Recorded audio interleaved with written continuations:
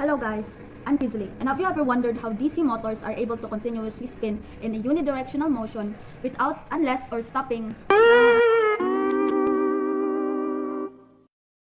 So this is a visual representation of what a motor looks like. So take note that this is not real-to-life models, nor are they fairly accurate, but I have made the best of what I can in my boarding house.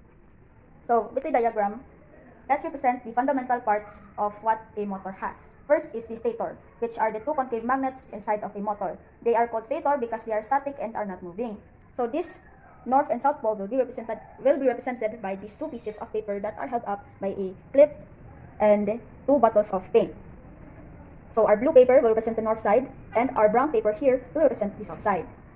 Another fundamental motor part is the rotor. The rotor is the one that will spin inside of the stator. So this is often represented by a conductor, two or more conductors. But for the sake of visual representation, I will only be visualizing with one conductor. So as you can see here, this is the wire. And as you can see, it follows the shape of the conductor. Another important part of a motor is the commutator and the brushes. So in the DC motor, your commutator will be attached to the ends of the conductor. So our cylindrical or half cylindrical spheres here represents the commutator. Meanwhile, our rectangles here represent the brushes. The brushes are represented by real-to-life brushes, the strands here, while the handles will represent the wiring. Here we have a conductor that has a charge conventional flow going from positive to negative.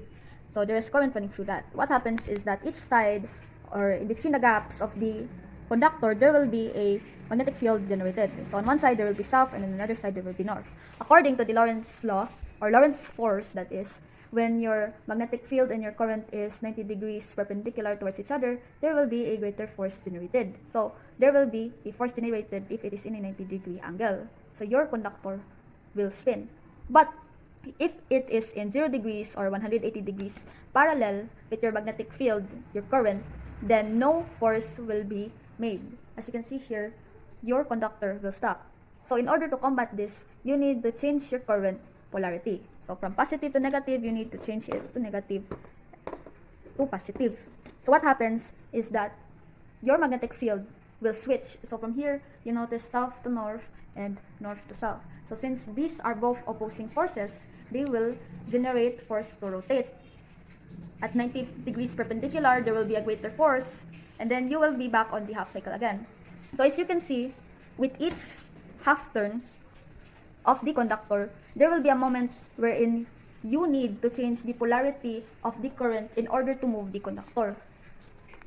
So in order to combat that, in a DC motor, you need to have a commutator and a brush. So in a AC motor, you don't necessarily need to have a commutator because your alternating current will naturally switch from positive to negative. Meanwhile, your direct current will not switch but only have one direction of current passing through. That's why you need a commutator. Here we have the brushes. Left side is positive, right side is negative. So as you can see here, note that the brush and commutator in real life or in a real motor needs to be touching. But for visual representation, I will be not touching each of the commutator to the brushes because I need to manually rotate the conductor. So observe that your conductor is in a 90-degree perpendicular to the magnetic field. So what happens is there will be a greater mechanical force that is generated. So this mechanical force will cause the conductor to spin. As you can see, it is now in a 0 degree or 180-degree angle. But due to excessive force, an extra spin or a slight extra spin will lead. As you can see, there is a gap in between the commutator. The gap there is needed so that no charge will be touching when there is a 0 degree or 180-degree turn of the conductor. So if there is an extra mechanical force that is applied, you can see that the formerly positively charged will attract to the negatively charged brush. So your formerly positively charged commutator will become negatively charged, and your formerly negatively charged commutator will become positively charged. So since there is a switch in polarity, your magnetic field of the conductor will switch too. So since there is a switch in magnetic field generated, you will have two opposing magnetic field forces. So this south here will face the north side of the magnetic field generated by the conductor. So it will cause a mechanical force due to the attracting forces of the magnetic field. So it will start to spin back to a 90-degree perpendicular position.